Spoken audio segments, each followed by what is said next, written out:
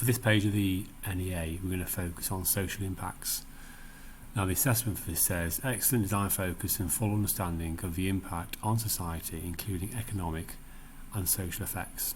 So still using the context of outdoor living, I'll just put some images down here to talk through to explain what you might cover. So with outdoor living, you might look at accessibility in the back garden, future-proofing a house so that other people can make the most of the back garden. What's the social impact of that, of being able to walk in and out of the back garden if you are in a wheelchair or need support in some way? What's the cost impact of doing that? So that might be an approach you do depending on what your topic is.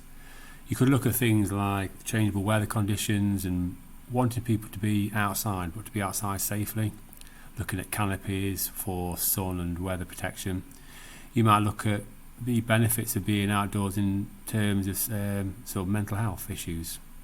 Post-COVID, where people were isolated a lot, being outside with friends has a benefit, and you could discuss those sort of routes. Other things you could include is knowing where your materials come from, looking at the Forest Stewardship Council and Fair Trade, making sure that materials you source are ethical. And remember, when you're doing this, you're looking at your context, so you must remain within the context. So for this context, I'm looking at outdoor living, looking at a couple buying a house for the first time, with the aim of using the garden more often. So for this page, if you title the page Social Impact, your first task is to briefly reflect and summarise the design problem you wish to solve. Again, it needs to be brief, you don't need to duplicate anything. On the negative impacts it is having on your user, include economic impacts and environmental impacts. So when you're doing that, make sure you talk about the social impacts. Your next task is to explain the impact of your proposed design, so your new design, something that you'd like to create. And some of the things you could talk about are how this might improve an individual's experience, what the impact this might have in terms of cost, how this might contribute or in a negative or positive way in terms of their carbon footprint. You might look at the materials and sourcing materials, whether they're recycled, whether they're sustainable, and also looking at resolving any mental health issues. In terms of a layout, this is what you could do. So that's an example there. So remember, you're looking at the context of economic and social effects. So start off by a summary of your research you've done so far. So reflect on your user, reflect on your design possibilities you've looked at.